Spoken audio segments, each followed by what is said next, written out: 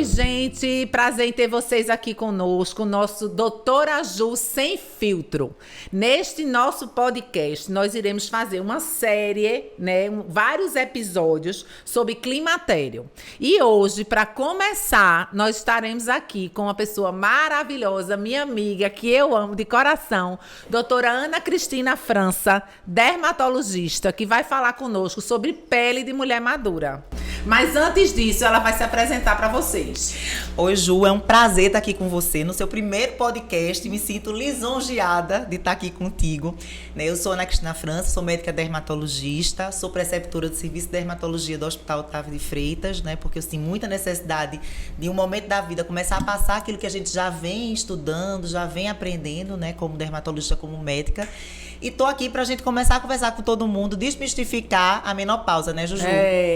E assim, uma das coisas, Ana, que eu vejo muito, na questão da menopausa, é a questão da pele. As pacientes referem muito, doutora, minha pele tá diferente, minha pele tá diferente. Eu queria que você me dissesse exatamente o que é que acontece com a pele das mulheres quando elas entram nessa fase de menopausa, de pós-menopausa. O que é que acontece? Ju, assim, até os 25, 30 anos, a gente produz mais colágeno, fibras elásticas, a gente produz mais tudo do que degrada. A partir desse período, a gente começa a degradar. Então, não só colágeno, mas osso, músculo, a gente começa no processo de perdas, pelas questões hormonais. Então, o paciente, quando chega pra gente, que está na menopausa, a primeira coisa que ele refere é que a pele está ressecada, é que a pele perdeu o viço e que está flácida, Isso. É o grande ponto, assim, minha pele não é a mesma, tá flácida, tá caindo tudo, tá derretendo.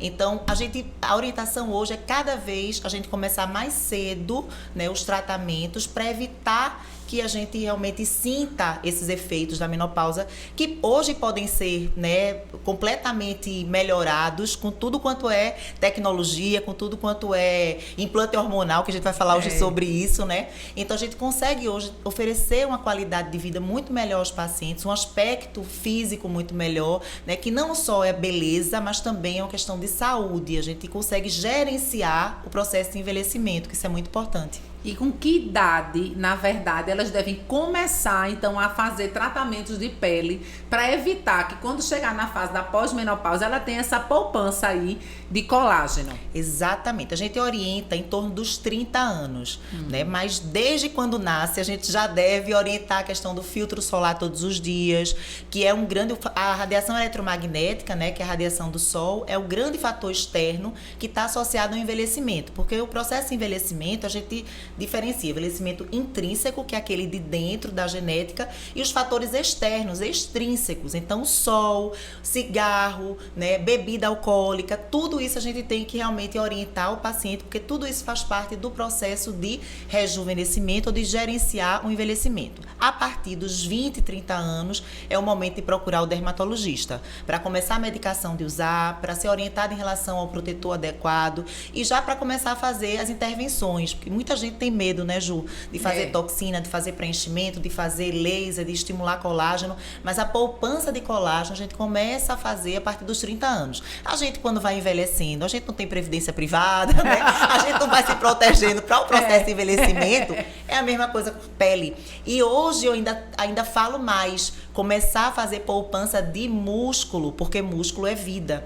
Então, se a gente tem o músculo funcionando, se a gente tem a poupança de colágeno, a gente vai conseguir não só viver mais, como a gente já está vivendo normalmente, mas viver melhor, referindo menos esses aspectos que antigamente a gente não tinha o que fazer, a gente não tinha como gerenciar, a gente não tinha como levar um processo de envelhecimento mais saudável e a gente se sentindo menos mal. Eu queria que você falasse, porque às vezes as pessoas dizem assim, protetor solar é tudo igual. Não é. Não. A gente sabe que não é. Eu queria que você tirasse assim, um pouco esse mito de que protetor solar é tudo igual. Explicasse às pessoas o que é, como é que a gente escolhe um bom filtro solar. Primeiro a gente escolhe dependendo da área que eu quero. Se eu quero usar no rosto, se eu quero usar no corpo, já são protetores completamente diferentes. Depois, se eu tenho alguma doença que piora com a exposição solar, por exemplo, melasma, protetor solar de quem tem melasma tem que ter cor, tem que ser aquele protetor que tem uma base. É mais forte. É mais forte. Depois a gente vai escolher o FPS. né? Se é um FPS, o ideal seja acima de 30, mas algumas pessoas vão ter que usar um protetor solar um pouco maior.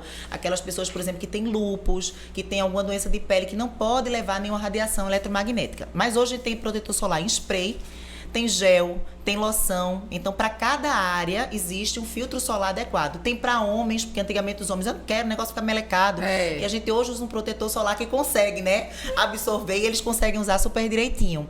A orientação é um protetor no mínimo de 30 e procurar realmente no rosto, que seja em gel, que seja oil free, no corpo, que seja em área de pelo, né, que seja spray, paciente de melasma, que seja um protetor que tenha uma cor. Então, cada paciente, cada indicação é um protetor diferente. Crianças, até 6 meses não pode usar protetor, de 6 meses a 2 anos é o protetor infantil. Existe, como você falou, né, muitos tipos, não é um protetor só para cada pessoa e a gente leva em consideração essas questões. Pode substituir aquela base em pó pelo protetor ou não? Se a base em pó, né, tiver FPS, pode. Então, sempre olhar o FPS.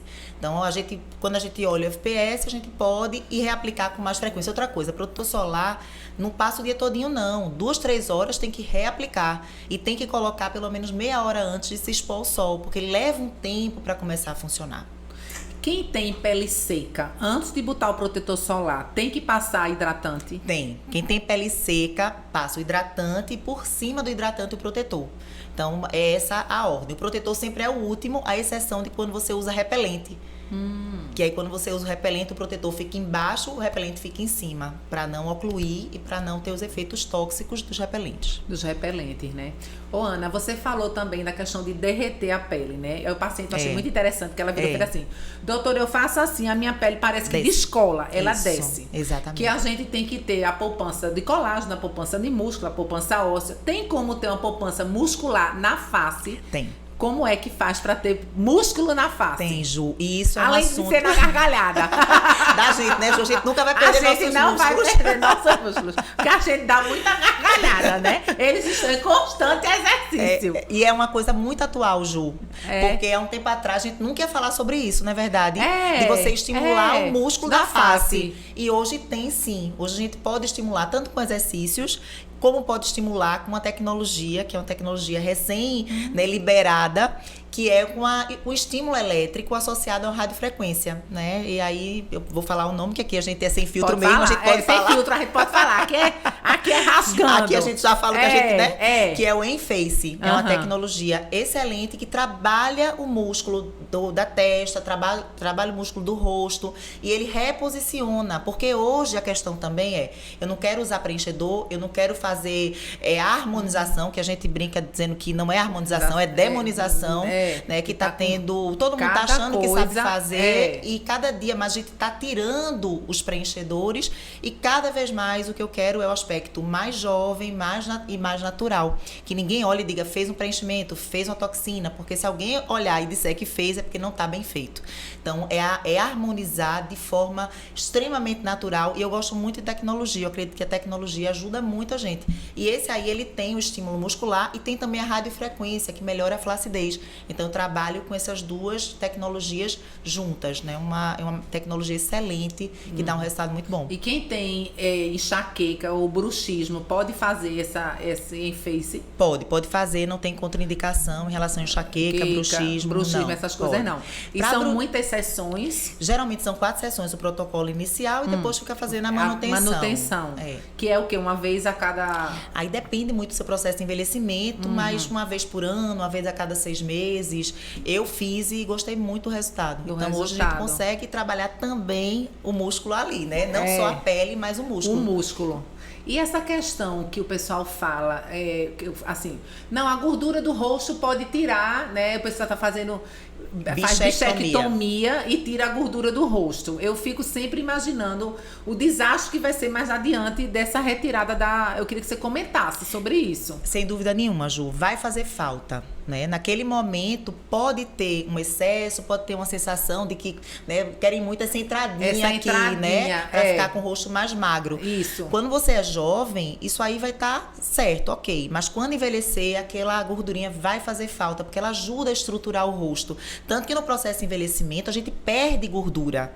Então, as outras áreas que pareciam, né, tá simétricas, elas vão começar a não ficar tão simétrica e a gente ter um aumento, inclusive, da flacidez também, porque eu vou tirar o que está realmente preenchendo esse rosto. Eu não indico E esses esse esvaziadores procedimento. de gordura, pode usar na face? Pode. Porque eu vejo pessoas fazendo aqui, né, empapada, mas a pessoa pode usar aqui também nas maçãs do rosto ou em algum outro lugar? Pode, apesar de eu não, na Você maioria das acha vezes, não acho bom, não indico, né? Mas em algumas situações, por exemplo, em alguma gordurinha que fica nessa região da órbita, a gente pode utilizar. Uma coisa pontual. Uma coisa pontual, mas eu não vejo como melhor tratamento para face, não. Pra face, não. Tem outras coisas muito superiores, né? Inclusive tem laser que consegue diminuir a gordura da face especificamente, assim, sem grandes riscos. Sem grandes riscos, né?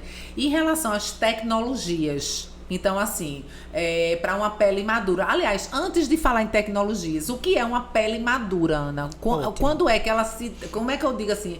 Essa mulher tem uma pele madura.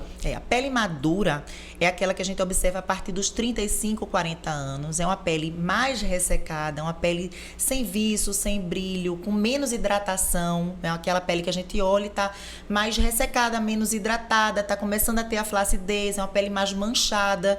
Então, a pele madura, em média, né? Em que idade mais ou menos a gente percebe que a pele está madura? A partir dos 35, 40 anos. Então, é quando realmente os hormônios vão alterando, a gente vai percebendo que a pele não tem mais aquele brilho que tinha anteriormente. Essa é a pele madura. Que tinha anteriormente. E existe alguma coisa de dieta que a gente pode fazer para melhorar a pele especificamente? O que é que você Existe. sugere? Ju, assim, como médica, né? Nós duas, como médicas, a gente sempre orienta aquele tripé. Atividade física, sono de qualidade, porque o sono libera uma quantidade enorme de hormônio e que ajuda a gente no processo, inclusive, de emagrecimento, de rejuvenescimento, e alimentação.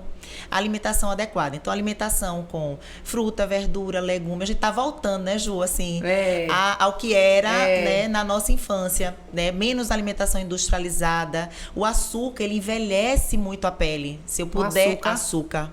Se eu puder evitar açúcar, se eu puder realmente evitar comidas ou produtos condimentados industrializados, se eu puder ir para mais a questão natural de fruta, verdura, legumes, é muito importante. Um aporte adequado de proteínas, porque tem gente que realmente não come proteína Tem gente de que forma não adequada. Come, impressionante. Né? É a dieta base de carboidrato. Exatamente. E não vai ter a matéria-prima, inclusive, para construir, né, colágeno, para fazer a produção de colágeno. Certo. E esse colágeno oral, que as pessoas tanto... Tem o Verisol, tem vários tipos de colágeno. O Peptan. Realmente, o Peptan, realmente é eficaz para a pele? Ju, excelente pergunta, porque é uma dúvida que todo mundo tem. Todo mundo tem, e pergunta. Mas quando a gente vai estudar, a gente percebe que esses peptídeos bioativos, eles realmente funcionam. A gente vê uma melhora significativa da flacidez, uma melhora da qualidade da pele, principalmente pacientes que estão sendo submetidos a procedimentos dermatológicos, que eu vou lá estimular a produção de colágeno. Então, eles sim funcionam, eles conseguem estimular o fibroblasto a produzir colágeno, porque você vai dar a matéria-prima. Tem vários estudos, inclusive, mostrando e comprovando, e esses são específicos da pele, né? Que é o colágeno. Tem vários tipos de colágeno, a gente, né, nem sempre sabe, mas o colágeno tipo 1 é um colágeno específico. Se for tomar esses dois, né, e a gente pode manipular, inclusive, com silício orgânico, pode manipular com vitamina C, porque melhora a absorção, e o colágeno é o que sustenta tudo, né? Ou seja, quando a gente vai apertando, todo mundo fala, né? Vai envelhecendo, vai perdendo a produção de colágeno. E aí eu indico fazer, o ideal a partir dos 40, 45 anos, ou se o paciente está fazendo algum procedimento, eu também oriento. E a biotina? A biotina é bem controversa em relação, né, Ju? A questão das unhas, mas a gente percebe realmente uma melhora, né, da força das unhas, uma melhora do estímulo do cabelo. Em algumas situações a gente também faz a reposição. Né? Tem algumas substâncias que a partir dos 40 anos é interessante a gente repor. Né? Então, o ideal realmente é procurar, né, o seu médico para que os exames. Né? Exatamente. Porque cada pessoa, a gente não tem como dar uma receita de bolo, né? De bolo para todo mundo. Cada pessoa né, tem uma indicação diferente e a gente vai ajustando, até para ver a questão hormonal, né, porque tem pacientes que entram na menopausa mais cedo, depois, né, mais tarde, que precisam ajustar a questão dos hormônios, que é importantíssima, né, e isso a gente vai vendo cada um, né, de forma individual. Essa questão dos hormônios é muito interessante porque a biotina interfere nos exames laboratoriais. Exatamente. Então, muitas vezes, as pacientes, eu digo, olha, suspenda aí uns 3, 4 dias a biotina para poder você fazer a coleta dos hormônios, né? Porque eles têm interação na hora de fazer análise bioquímica e tal. Então, isso pode interferir. Uma outra coisa que eu quero saber se é mito ou verdade. Açúcar da espinha, chocolate da espinha. João, assim, quando eu estava fazendo a residência de dermatologia, se eu fosse dar essa entrevista, eu dizia é mito. Mas hoje eu digo é verdade. Tudo que aumenta índice glicêmico, ou seja, tudo que aumenta a quantidade de insulina muito rápido, que tem um açúcar muito alto, aumenta o risco também das acnes. Então, a gente sabe que açúcar, fast food, tudo isso tem uma possibilidade de aumentar a quantidade de acne, aumentar a secreção sebácea. Então, a alimentação tem íntima relação com espinha, com acne. Com acne, né? Então, fica aí, ó. Você que adora um docinho. Doutora, são meus hormônios, estão me dando acne. Tá virada no doce e chega dizendo que são os hormônios que tá dando acne. Exatamente. Tá vendo aí? Leite, Ju. Leite, derivado de leite também. Leite muita também, gente, a gente às vezes tira gente... o leite, né, derivado de leite, tira comida de alto índice glicêmico, que é essa que eu expliquei agora, e aumenta o consumo, né, de ômega, aumenta o consumo de probiótico, esses pacientes controlam. Probiótico para acne, viu? Estão Também. vendo aí. Não adianta vir para mim dizendo que são só os hormônios, né? São não, Ju. É tudo. E é muito interessante, né, que essa questão da menopausa, né, voltando para a questão dos hormônios e a pele, a gente começa a fazer reposição hormonal para os pacientes e a gente começa a perceber a melhora.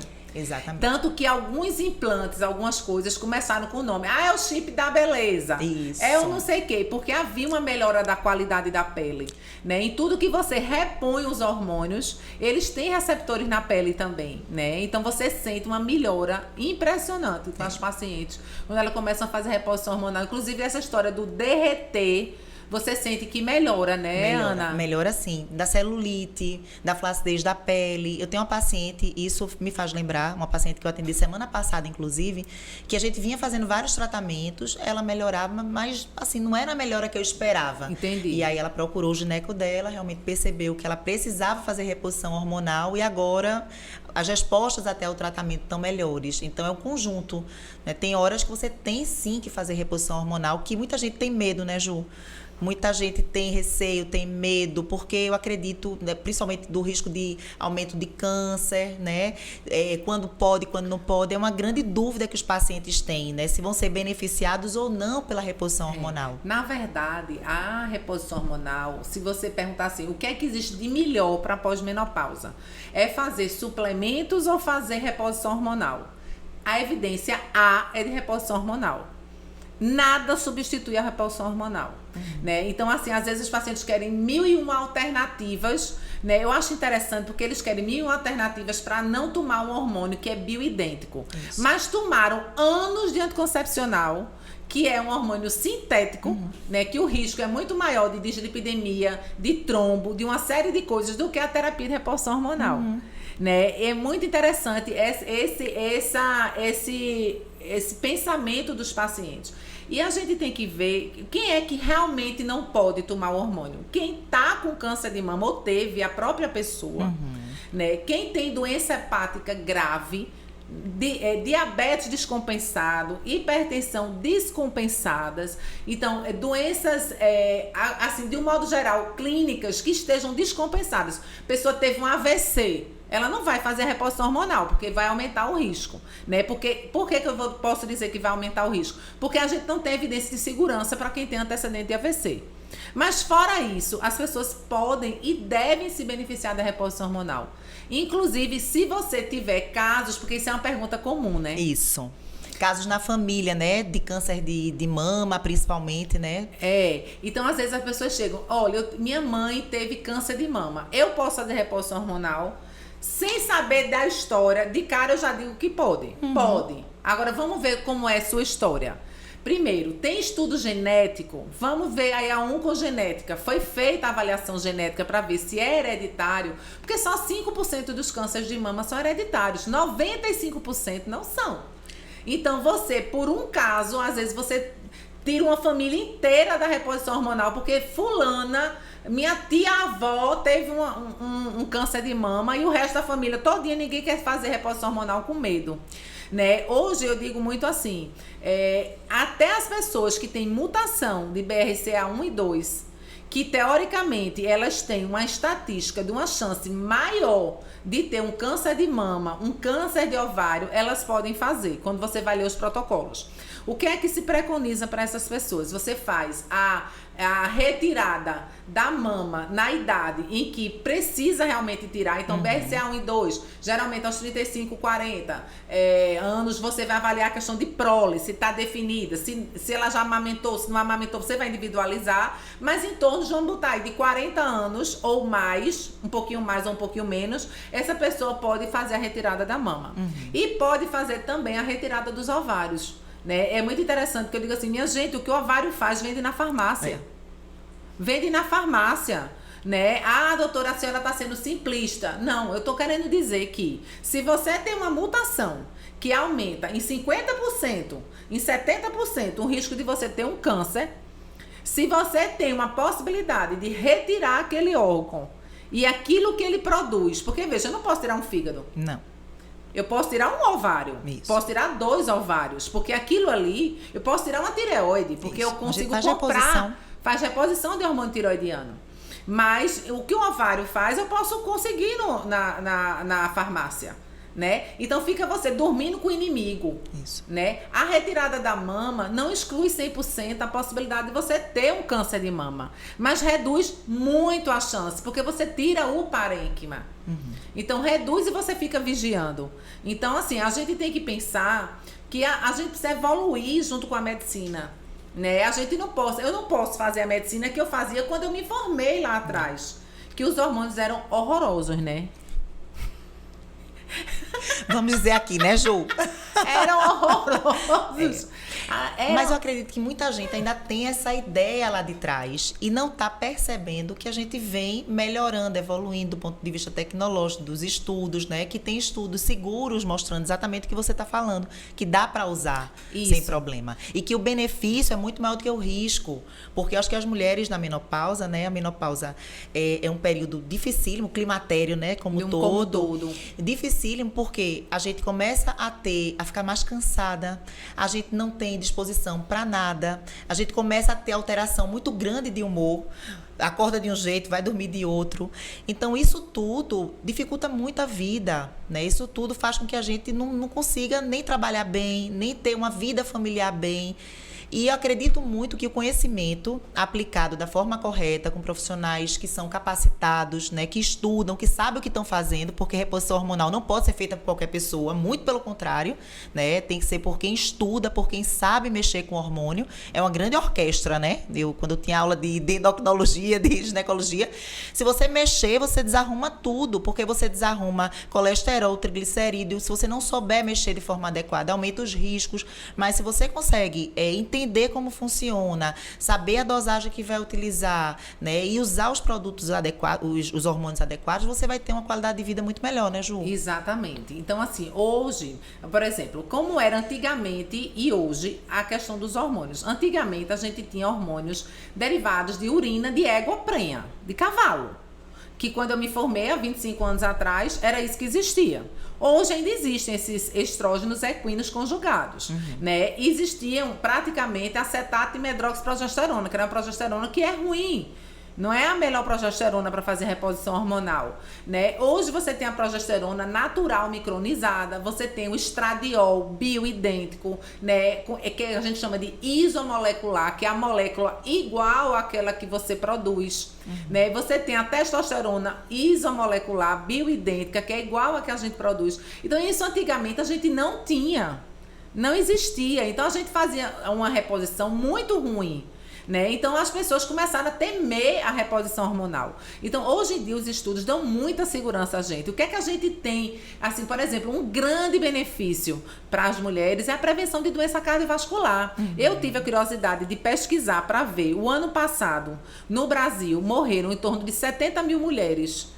No Brasil como um todo, de infarto, de acidente vascular encefálico, de doença coronariana, 70 mil mulheres. E em torno de 20 mil, se eu não me engano, de câncer de mama. Então, veja, é muito menor. E a prevenção primária da doença cardiovascular passa, lógico, por dieta, exercício, essas coisas todas, mas também a reposição hormonal.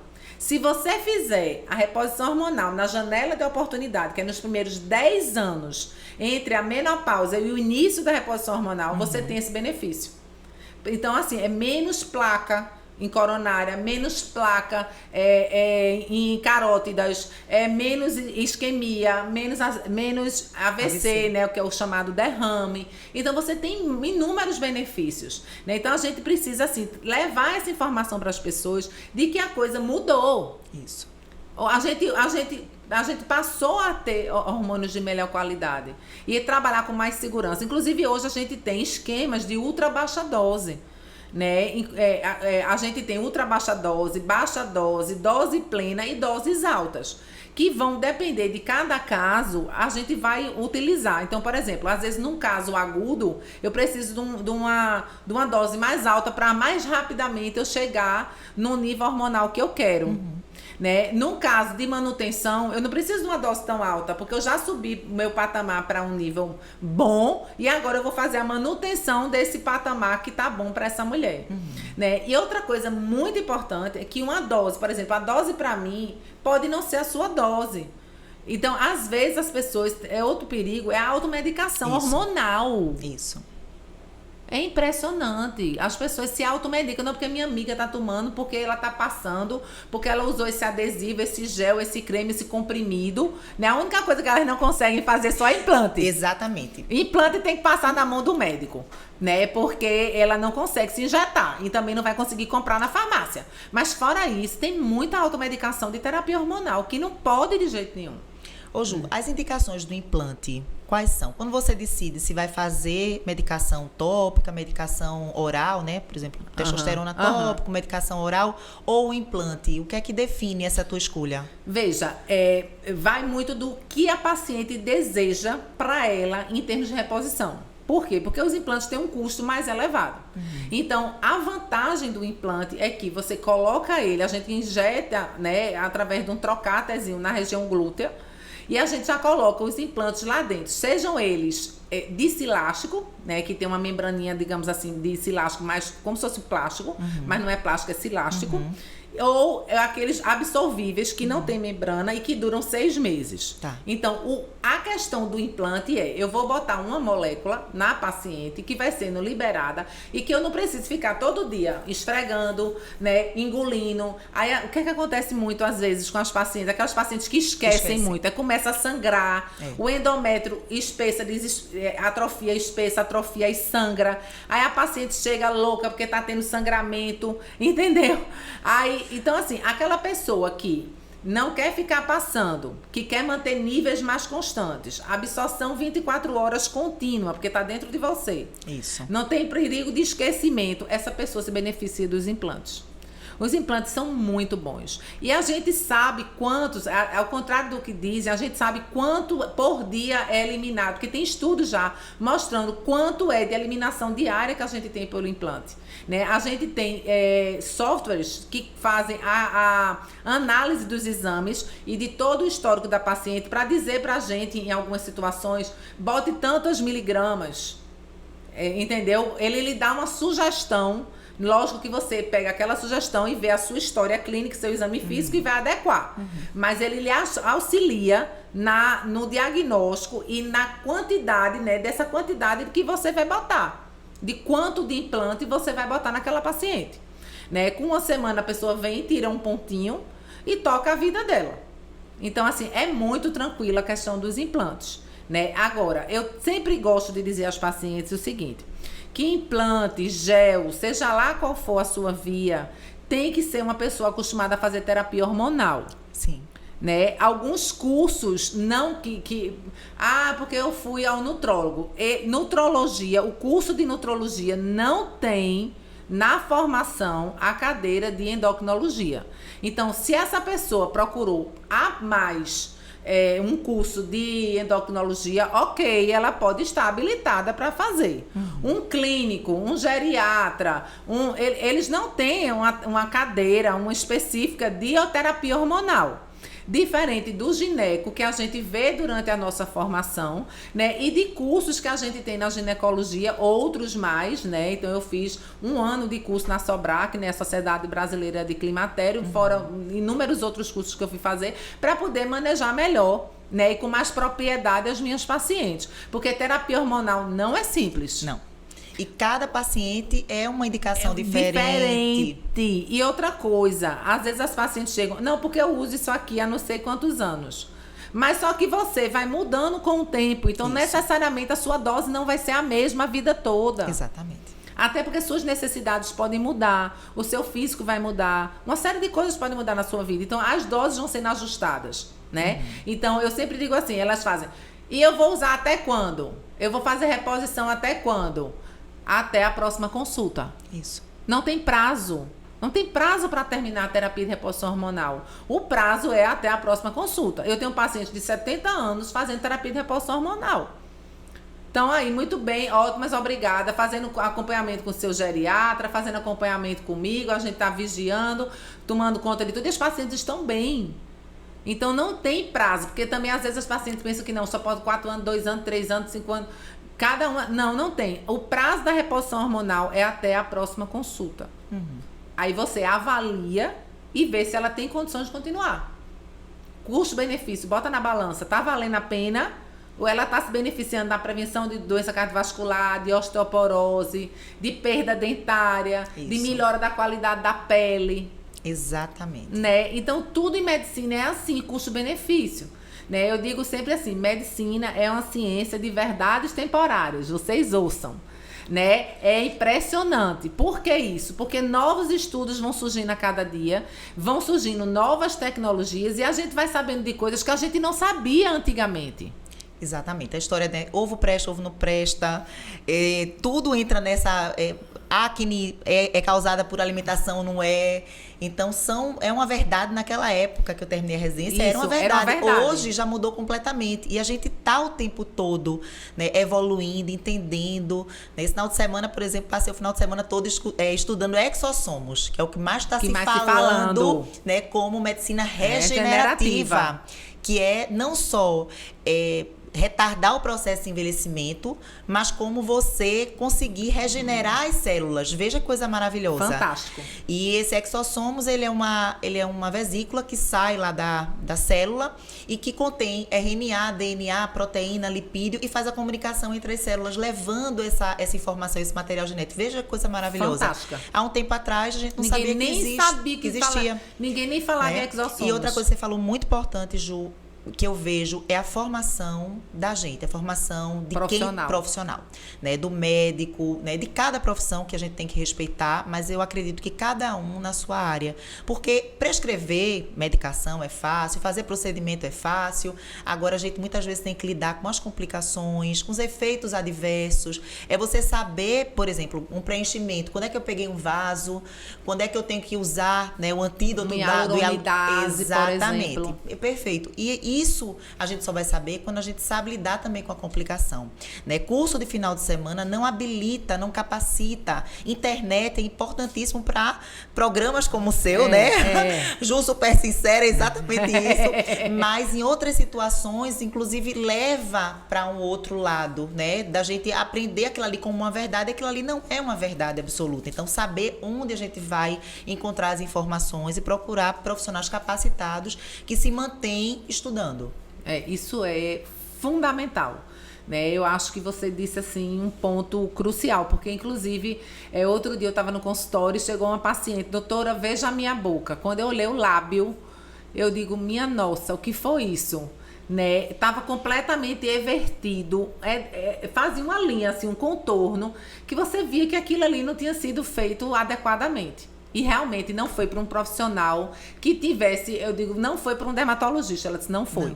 Não foi, porque na verdade é aquela história. Às vezes as pessoas vão na história do preço. Isso. O barato sai caro. Muito caro. Muito caro, porque para você reverter, às vezes, um procedimento, são não sei quantas ampolas de hialuronidase que você precisa utilizar na face, no rosto, né? Para você reverter, você vai gastar muito mais. Muito mais. Você tem que tirar e pode ficar com a sequela, né? Exatamente. E você ainda pode ter uma necrose de nariz, uma necrose de boca.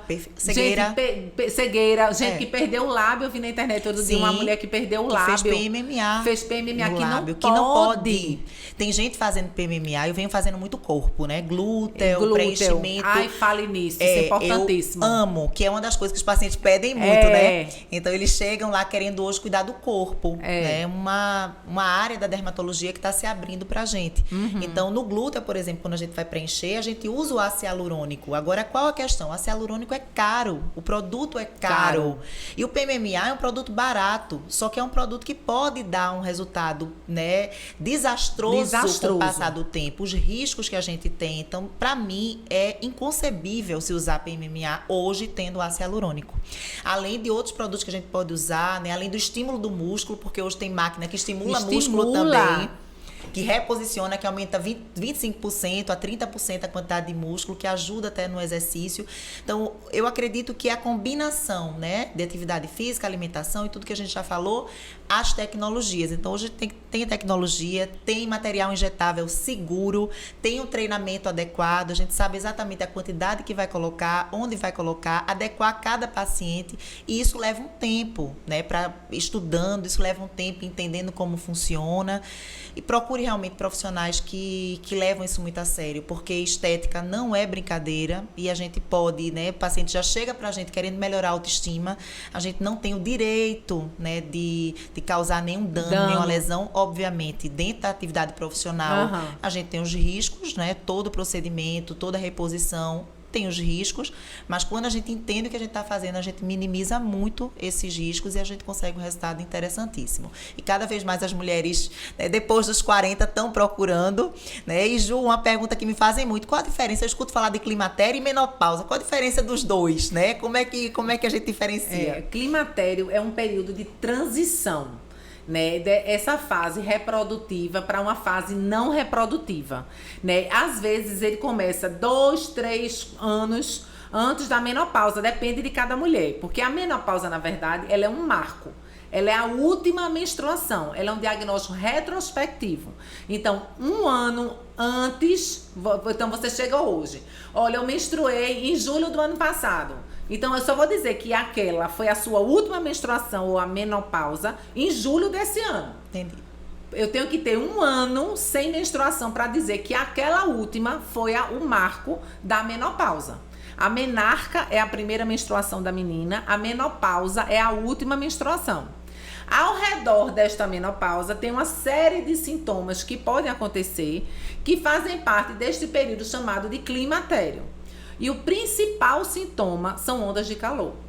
Na prática, o que é que eu tenho visto muito? Anos antes da menopausa, a paciente já chega, doutora, eu não tenho energia para nada. Fadiga. As mulheres estão numa fadiga impressionante. Né? Fadiga, preguiça sexual, insônia, muita insônia. Também a gente está vivendo turbulhão, né? De uma série de coisas acontecendo. Né? Então, a gente vem de um pós-pandemia, né? Um país que está vivendo um turbulhão econômico, social, enfim. Então, insônia é outra coisa assim que a gente vê muito. Redução de libido. Minha gente, não dá para ficar sem libido, não. Olha, não. Não tem condição. Sem condição. Não tem condição de ficar sem libido. Por quê?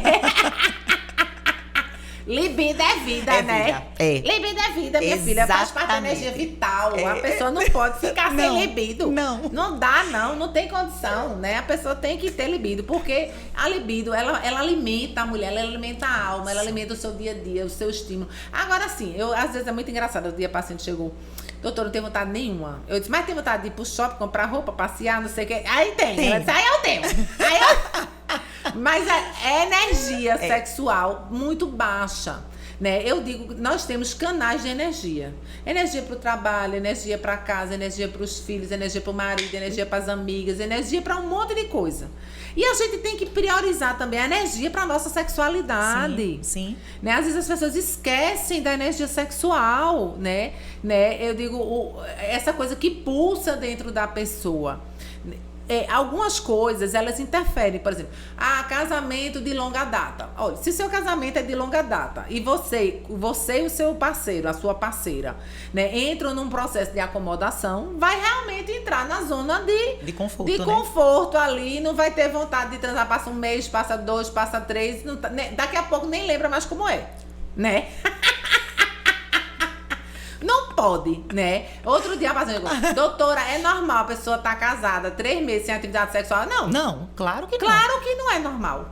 Não é normal. Tem alguma coisa que está impedindo o desejo nesse casal. Ou existem coisas internas do casal, né? Ou existem coisas externas interferindo. Isso. Alguma coisa está interferindo que esse casal deixou de ter atividade sexual. Mas você está dormindo com seu amigo? Você está dormindo com seu amigo. Na hora que porque o casamento pressupõe que você vai ter uma parceria, mas que você vai ter vida sexual. Inclusive, se você não tem vida sexual com o seu parceiro, você casou, aí você nunca teve vida sexual com aquela pessoa, você pode cancelar até no Vaticano. Você pode cancelar o casamento. É verdade. Né? Eu tive um caso assim, de uma paciente, 2 anos casada e virgem. Né? Ela disse, doutora, o que a senhora acha? Eu digo, olha, tem algumas poucas opções. 2 anos casada e virgem. Virgem, não tinha tido atividade virgem de penetração. Virgem de penetração. Eu digo, olha, tem uma possibilidade número 1. Ele tem um problema urológico. Ele tá com impotência, com alguma coisa assim. Se ele tivesse isso, ele ia com você no urologista. Isso. Ele ia tentar resolver esse problema.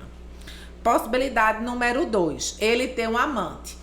Ele ter um amante, ele iria transar com a amante e ia transar com você dentro de casa também. Que ele ia ter desejo, né? Ele ia ter desejo por você. Ele casou com você, namorou 6 anos. E nunca tiveram nada. Não, só o pega aqui, pega acolá, passa a mão aqui, passa a mão acolá. Mas não né? teve Lamba aqui, lamba acolá. as vias de mas fato. as vias de fato, minha filha, é sem filtro, né? É sem filtro. Lamba aqui, lamba acolá, passa a mão aqui, passa a mão acolá. Mas as vias de fato, penetração. Nada. Coito, nada. Não, porque a gente vai deixar pro casamento. Ok. E aí, a outra opção é ele não ter desejo pelo sexo oposto. Ele não ser heterossexual. Que eu acho que é a mais provável. Porque diante das opções, né, provavelmente é o que tá acontecendo. Ele beija ela, vira e dorme. E não se, ela disse, fica a ver navios. Fica esperando, né? E ela fica ali a ver navios. Agora eu sou uma pessoa de 25 anos. Eu digo, olha, você tem uma vida pela frente. Vocês têm que chegar. Não, e ela queria fazer um bebê de proveta, ter um parto normal, para dar uma satisfação à sociedade que tinha vida sexual. Veja, tá tudo errado. Né? Tá tudo errado. Porque vai perder a virgindade com parto normal, ela vai continuar virgem de penetração. Né? Não é isso que faz você deixar de ser virgem. Né? De perder o ímen. Na verdade, não é nem deixar de ser virgem, é de perder o ímen. Porque na hora que você faz outras práticas sexuais, você já tem outras práticas sexuais. Né? Aquela ali é só um adendo a mais. Perder a membrana imenal. Ponto. Isso.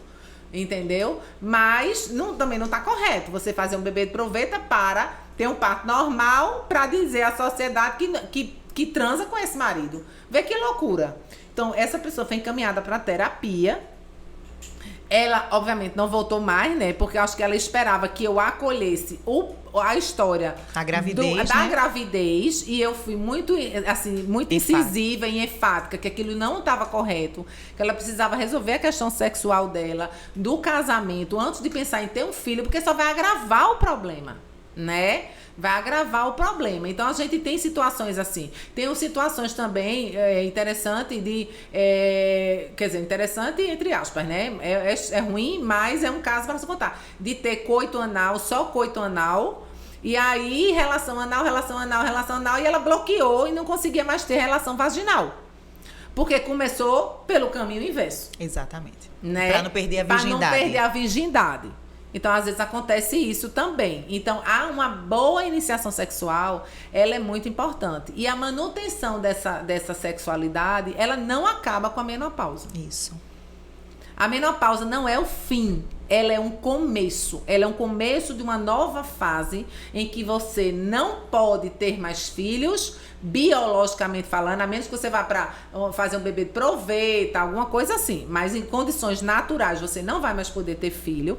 E que outras mudanças vão acontecer na sua vida, mas que elas são passíveis de serem tratadas e você viver bem.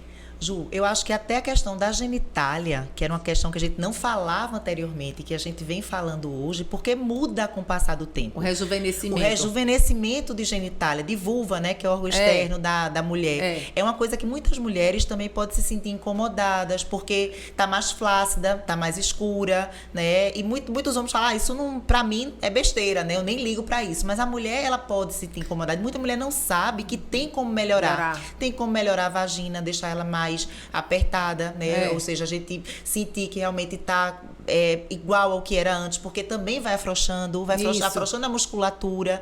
E tem como tratar hoje, porque uma das coisas da mulher também, um dos motivos da mulher muitas vezes se fechar sexualmente, eu acho que é não se sentir bem com ela mesma, né? Exatamente. A gente tem o chamado rejuvenescimento íntimo, que nada mais é do que técnicas que permitem resgatar a função, a anatomia e a estética da região íntima. Então a gente tem laser de CO2, preenchimento, bioestimulador, clareamento, microagulhamento, fios de PDO, tem inúmeras técnicas, claro que cada um com suas indicações, para você melhorar aquilo ali, melhorar aquela região que está lhe incomodando. Então você não precisa ficar com uma vulva feia, não, só quero transar agora no escuro, na penumbra, porque eu não quero que veja. Né? Hoje eu atendi uma paciente, foi muito engraçado, com vitiligo na vulva. Sim. Aí ela com 65 anos, ela olhou pra mim e fez assim, ainda bem que eu estou separada. Eu disse, por quê? Ela disse, porque eu não ia querer mostrar essa vulva branca. Pois é. Né? Então você acha que às vezes a pessoa, não liga não. Mulher não liga não, liga. Né? Eu conversei muito com ela, não, mas isso aí não tem problema não, gente. Aí conversei muito com ela para melhorar essa questão e ponderar ela um pouco sobre aquilo. A senhora não é uma doença grave, isso não vai lhe matar de nada, né? A senhora, quem sabe a senhora não vai namorar e vai achar uma coisa diferente. Ele vai dizer, opa, tem um negócio diferente aqui, né? Não? Isso pode ser usado a seu favor. Exatamente. Aí ela começou a dizer, eita, doutora, eu nunca tinha pensado nisso. É mesmo, né? É diferente do de todo mundo. Eu digo, não é. O diferente é novidade. Pense que é uma novidade. Então, assim, eu fiquei trabalhando muito essa questão com ela. Mas, veja, é uma pessoa que se incomodou pela cor. Exatamente. Que travou ali, que travou ali. Ela disse, ainda bem que eu não tenho uma parceria, porque eu não ia querer mostrar. Então, às vezes, tem situações que a mulher está desconfortável com a própria vulva, com a própria genitália. Isso. E a gente tem como melhorar. É de grandes lábios, né? E pequenos lábios, na verdade, saindo. Às vezes saindo muito, porque o grande lábio já perdeu o volume, já perdeu, né? Então, tudo isso tem o que fazer. É importante que a gente fale, né? Até para as pessoas procurarem. Procurarem, né? Não se envergonharem de dizer, né? Exatamente. Às vezes incomoda na atividade sexual, porque o bate-bate, ó. Aí, às vezes, tá muito flácido ou muito murchinha, perdeu a gordura. E aí, às vezes, incomoda nesse processo. Bom, gente, o papo está maravilhoso, né? Muito, muito palpitante, muita coisa boa, muito assunto, né, pertinente do momento. Mas a gente vai ter que ir encerrando por aqui. Eu queria lhe agradecer muito, Ana. Você, como sempre, maravilhosa, com explicações claras, didáticas, bem precisas. Lhe agradeço demais, viu, amiga? Obrigada por ter vindo. Amei ter você aqui no meu Doutora Ju Sem Filtro. Ju, eu acho maravilhoso estar aqui com você. Porque, assim, além de sua amiga, eu sou sua paciente também, né? Então, você cuida de mim. Então, eu sei a sua competência, o seu cuidado com os pacientes. Somos uma da outra. Somos uma da outra, exatamente. O quanto a gente realmente quer melhorar a qualidade de vida das pessoas. Isso é muito importante. É um prazer estar aqui. Eu estou sempre à sua disposição. Quando você precisar, pode contar comigo. E beleza. Já é sucesso, né? Ju sincerona, mais sincera do que você, eu acho que não tem, não. Filtro zero. Filtro zero, Ju. Você realmente é uma pessoa que é confiável, porque é uma pessoa verdadeira e transparente. Obrigada. Um beijo bem grande. Queria convidar vocês para no próximo episódio vocês assistirem, vai ser imperdível. Estaremos aqui com o Dr. Amaury Cantilino falando sobre distúrbios emocionais, né, distúrbios psiquiátricos na mulher na fase do climatério, nessa fase de pós-menopausa. Vamos ver o que é que ele tem para falar pra gente, tá bom? Um beijo para vocês e espero vocês no próximo episódio.